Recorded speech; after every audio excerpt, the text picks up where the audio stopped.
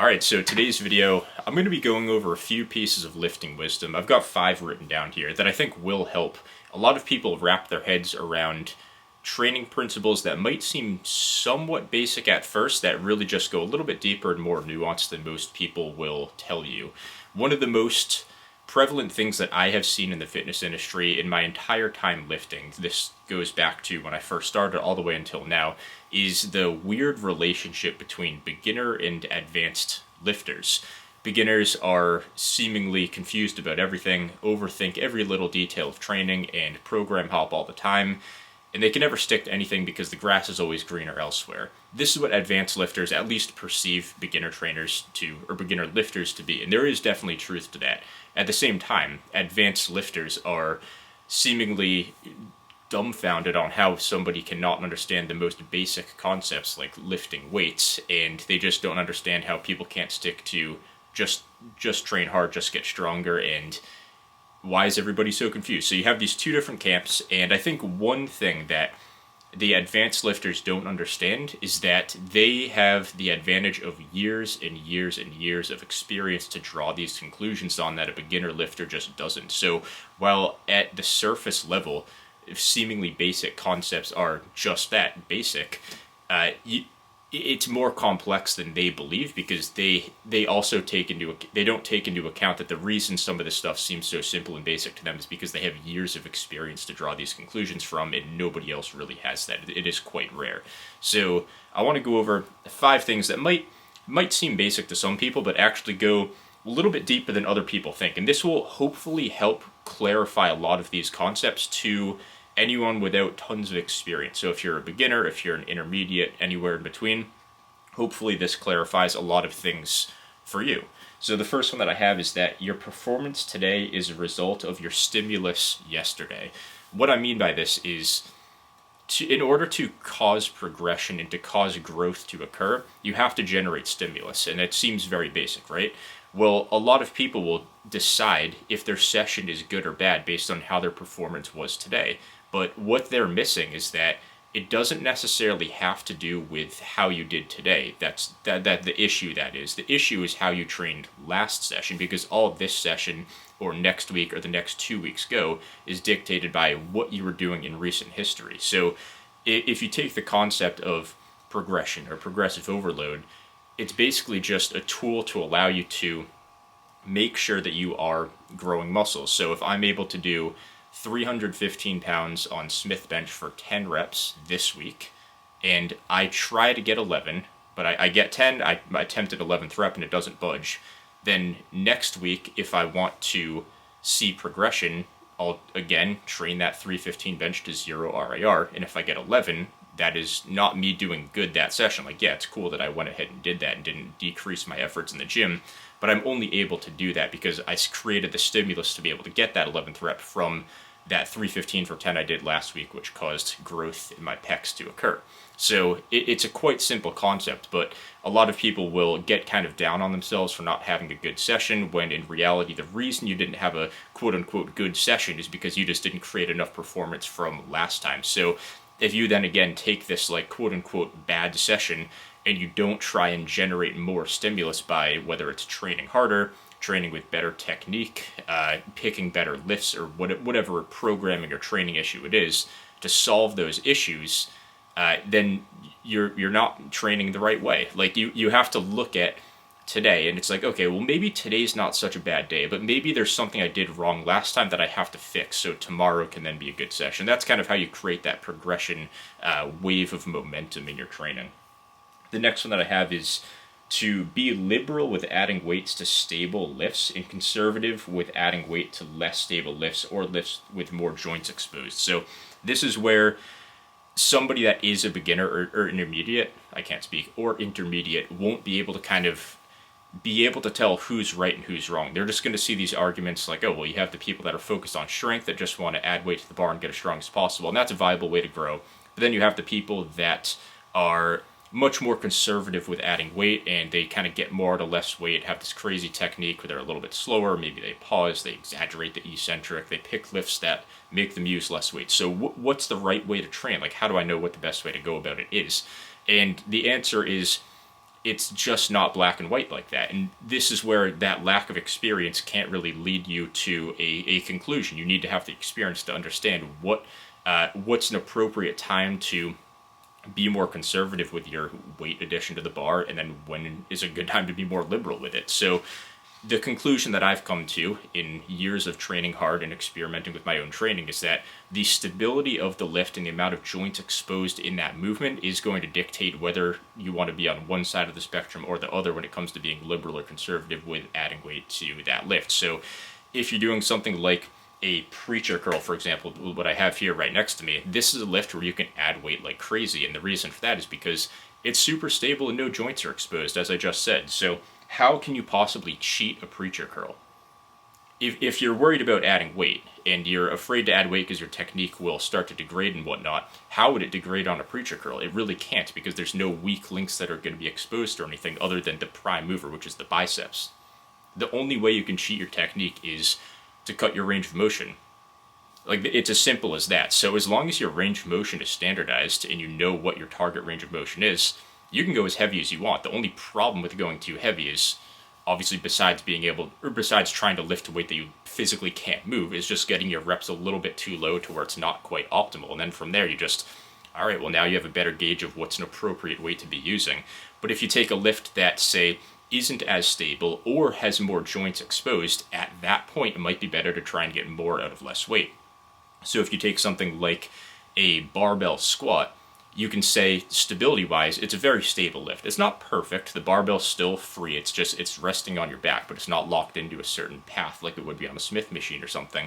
We can even use a Smith machine squat as interchangeable for this example. But with a lift like that, you in a bodybuilding program, in the context of trying to grow to be as big as you can, a barbell squat would make the most sense as a prime mover or a prime movement for your quads. So the main goal, get good knee flexion, make the quads the prime mover, and probably the limiting factor. So with this lift, if you're just aggressively adding as much weight as you possibly can with whatever your parameters are, like say it's just getting to parallel, so getting your hips to, or your hip crease down to knee level or below, that's fine, but you have to take in mind that your hips are also going to be exposed in that movement. They're not stabilized by any sort of pad or anything like that. So what happens is the most that you can squat in a quad dominant technique is going to be significantly less than something where you can just kind of like shift the hips back a ton and still get to parallel and still get the bar from point A to point B. It's not an excuse to just never add weight to the bar, but it's just, you have to be a little bit more conservative with it, because while you might be able to handle a lot more weight with more of a hip dominant technique, your goal is still to target the quads. So that's where you have to strike that balance. You can't be on either end of the spectrum. You want to be kind of right in the middle, in that middle range where you can still add weight as needed to maintain that high stimulus. You don't want to grow out of a certain weight and then just stick with it and prevent any adaptations from happening. But you don't want to go so heavy to the point where your technique does have to change because you don't have control over your instincts. So that's another example there. We can also talk about one where stability is an issue too. So one of the examples I like to give is a barbell curl or an easy bar curl. When you are let's say, I've given this example a bunch of times, but if you're a person that weighs 180 pounds and you're curling 40 pounds, that's less than a quarter of your body weight. So when you have 40 pounds in front of your 180 pound body, about a forearm's distance away from you halfway through the rep, it's not really going to change the movement that much. But let's say you're curling 150 pounds and you weigh 180. Now you have like your entire body weight of a full forearm's distance in front of you at peak tension. So if you're telling me that's going to be the same lift, you just don't understand physics or lifting in practice. If you're going that heavy and you're that strong relative to your own body weight, you have to lean back to prevent yourself from falling forwards, or your elbows have to shift back or forwards. It changes the lift entirely. So that's a movement where you probably don't want to just go as heavy as you possibly can, because technically while you can handle that weight, you're going to have to compensate in other ways, and you won't necessarily be able to. It's not about overriding your instincts. It's quite literally just like a physical stability issue where it might be better to be a little bit more conservative with the weight that you add to the bar on that lift, but then maybe your lift that's like a preacher curl in your program where it is stable and there's no joints exposed, that you can be a little bit more liberal with adding weight on. So those are a few different examples. I hope that helps clarify when to kind of take either mindset in different situations. So the next one I have is, you have to be, and this is kind of a mindset one, you have to be accountable and punctual to expose your weaknesses or to confirm your doubts. So this one is something that most people don't talk about. Lifting on social media tends to be very much like concrete, black and white, scientific concepts and stuff like this. But lifting is a game of, it's a battle between your desire to grow and your subconscious desire to remain in your comfort zone. That's the best way I could sum it up. But you have to be aware that there are kind of those two little things fighting within your brain. And until you're aware of that, your decision making is going to be a nightmare. You have to be aware of what's going on. Because eventually at some point, no matter how hard you train, no matter how motivated you are, that subconscious is slowly going to creep in when you're not looking. So what I mean specifically by accountability and punctuality is, if you're accountable with yourself, that means you dive deep and bring personal awareness to things that you don't necessarily want to see because they are your own weaknesses. So if let's say I'm doing a program where I'm trying to grow every muscle on my body. There's no low priorities, there's no high priorities, and I start to kind of like, I'm doing a push-pull legs program. My arm training's at the end of the session. I kind of train it half-heartedly. Somebody in that situation is far less likely to track their arm training, so you're much less likely to write down your training numbers. So did you do your set, how many reps did you do, how much weight did you do, etc. Very straightforward training logs. Far less likely to take their arm measurements, far less likely to do arm biased poses in their progress pictures, little things like this. So when you know something might not be going that well, it's your subconscious wants to turn a blind eye to it. Even if you are motivated to do it, you're constantly battling with that subconscious to stay in your comfort zone, and quite literally just it's protecting your ego. It's protecting your own mental sanity. But the fallacy with this, the error that our own minds have, is that can be completely overridden by your conscious and your own decision making. And that's where lifting gets tricky, because when you accept that you aren't doing everything perfectly, that's what gives you the opportunity for growth. Yeah, very cliche, I know, but it's also very true, and people don't talk about it enough. So when you are accountable and when you are punctual and you actually take the data that you might not want to take, and when you actually observe the data that you might not want to observe, that's where you kind of discover those little things that might make you a much more well-rounded lifter. And when you not only figure out and look at that data and those numbers or the form clips, whatever it is, that not only helps you solve problems, but if you know for a fact that you are in the future going to look back on what you're doing right now, what do you think that does to your training right now, right? It makes it a lot better. Like if I know that I'm going to be taking my arm measurements at the end of this month, what do you think is going to happen to my arm training versus if I told myself, whatever, I'm just not going to take them, I'll do it next month, right? Like it changes everything within your decision making, and it kind of opens your eyes quite a bit. You're not relying so much on only what you're motivated to do or only focusing on what's actually going well. It brings a much more logical basis to your decision making, and that's just such a game changer for any lifter, in my opinion. The next one is anticipation is what makes or breaks your results.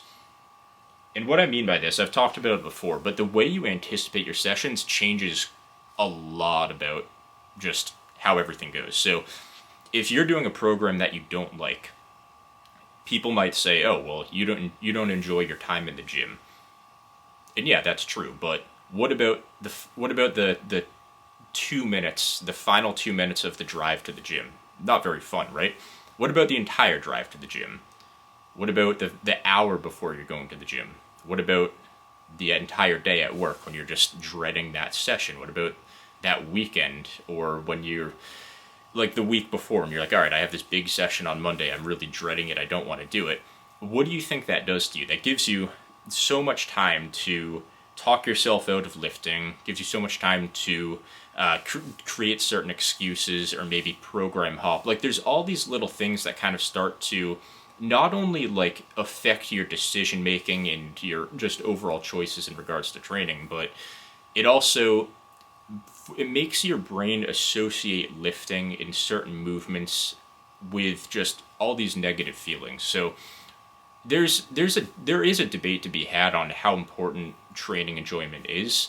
I'm very much in the middle on this. I do play devil's advocate quite a bit on training enjoyment, and my case with that is typically that you start lifting for results, and you don't want your results to be overridden by just like trying to enjoy the gym for 1 hour a day when you're really trying to just look good the other 23 hours of the day. And I think that is something that everybody kind of needs to remember, at least to a degree. And when you remember that, the training itself might not be that enjoyable in the moment, but once you start to get your results, you can kind of feel that value of what you're doing start to pay off. So it's like if someone gets paid a bunch of money at their job, all of a sudden they like the job, but if you take away the money, would they still do it, right? Like, or like that's kind of the debate to be had, and that's how that works. But if you take that same concept and go and just like flip it around and look at it from a more optimistic viewpoint, you can use that anticipation to your advantage. So if you have something in your program that you're excited for, or you hold yourself accountable to taking measurements at the end of each month, or twice a month, or once a week, or whatever you want to do, that's where you can build that positive anticipation to where you say, the most important thing to me right now is to get my arms bigger. Well, all right, this is what's going to get me bigger arms. And then you're excited to go in and do your arm day, or do your curls, or your JM press, or whatever it is. And that's it's something that's a little bit underrated. And keep in mind, it doesn't have to just come down to your training and your program itself. Like, lifting can only be so enjoyable. This is where I disagree with the training enjoyment guys. Like, I'm sorry, but no matter how technical or complex a certain movement is, like, the act of lifting will never be enjoyable to me. And if there were no results to come from lifting, like, I wouldn't lift. I'm a bodybuilder first. I'm kind of a lifter second. But I do appreciate and respect lifting a lot, and I'm clearly very interested in it. So keep in mind that, yeah, it's not just the program, it's not just the lifts, it's everything else. Keep in mind, you're not just a lifter, you're also a person too. So this can come down to really anything. So whether it's like experimenting with finding new music to listen to while you lift, or wearing new clothes during your training, wearing stuff that you actually enjoy, whether it's making the process more enjoyable by filming your training, or taking pictures, or getting a pump, or practicing your posing. Like, you have to think outside of the box on ways to enjoy your training a bit more and just make it a more kind of fulfilling and enjoyable process. So that's where you can really use that to your advantage and positively anticipate your own workouts. And yeah, it's cool. And you'll see me, like, I'll listen to like my favorite music, or wear a flannel, which is like my favorite thing to wear. Like, you can do things that kind of like amplify your enjoyment of lifting. You just have to think outside of the box and be self-aware. And the final one that I have, and this is one that really does just come with time, you have to be obsessed, but you have to learn how to control it. You have to learn how to turn it on and off. So you will get beginners that are so obsessed to the point where it's not sustainable and they're going to burn out. And what good does that do? You also get people that are just completely afraid to step outside of their comfort zone and become more committed to something. So they're just people that entirely lack discipline. And this is where, when people say lifting changes you and lifting transforms you as a person, like, I think those get over-exaggerated. But I would say that when it comes to just true discipline, lifting is something that's very fun at the start. In my opinion, it gets more mundane as you go, because for various reasons, you kind of learn to anticipate what your results are going to be. You have a rough idea of what your peak physique is going to look like at a certain point, or just it becomes a little bit more predictable, especially if you spend time online and you know, like, kind of what the top naturals already look like. But what I would say to this is a game changer for turning yourself into what an advanced lifter would be. Because if you are so obsessed with lifting, that's a start. And if you are obsessive and you are, let's say, letting your life become overridden by lifting, that is not a good thing in the long term, because you are going to get burned out. And at like arguably worse than that, if you don't get burned out, you're just going to have a boring life. Like, nobody wants to be the guy that's in the gym 24/7. You can't take your mind off it. You're going to stop enjoying other things. And I can say that because I've been there before many times for a long time. But if you have that obsession, that's the start. That's how you become a good lifter. When people talk, when you see lifters like myself, and I made these crazy noob gains, it's not because of like genetics or, oh, I was on PEDs or I was young or whatever. It's no, because I was actually obsessed, and I learned how to control that. I learned how to turn it off when I needed to turn it off. The thing about lifting is it's not a 9 to 5. You're not doing this for the majority of your life. It's 1 hour, give or take, 3 to 6 times a week. And you can only be so obsessed with something that you're able to do in such a finite amount of time. So that's why, in my opinion, YouTube fitness and social media fitness is so big. It's because you can't scratch the itch enough of something that you're not able to do that much, versus a sport. Like, you can go play a sport all day as long as you're not going all out, but it's like you can't just go lift hard all day. Like, I'm sorry, it's just not going to work. You're going to hurt yourself. When you learn how to turn off that obsession, that's the key. And if the secret is to be able to turn it back on too. So if you go away for a vacation, you have to be able to turn off that obsession and enjoy your vacation. And then when you're back, turn that obsession back on. You have to be able to do the same thing if you are, say, injured. You have to be able to do the same thing if you are in a specialization phase, and some muscles are a high or low priority. Like, I'm obsessed with training my arms, but I have to kind of accept that they're not the highest priority in my training right now. It's more so like my back and my shoulders, for example. So I have to kind of turn off that obsession, but I'll know when it's time to turn it back on. And it really just is as simple as that. I could keep giving examples, but I think you guys kind of get the point. So that's all I've got for today. I hope that resonates with some of you guys. I hope that helps you not only understand like some of the more tangible things about training, but also kind of the mindset that it takes to become a successful lifter long term. So either way, let me know what you think, and I'll see you guys in the next one.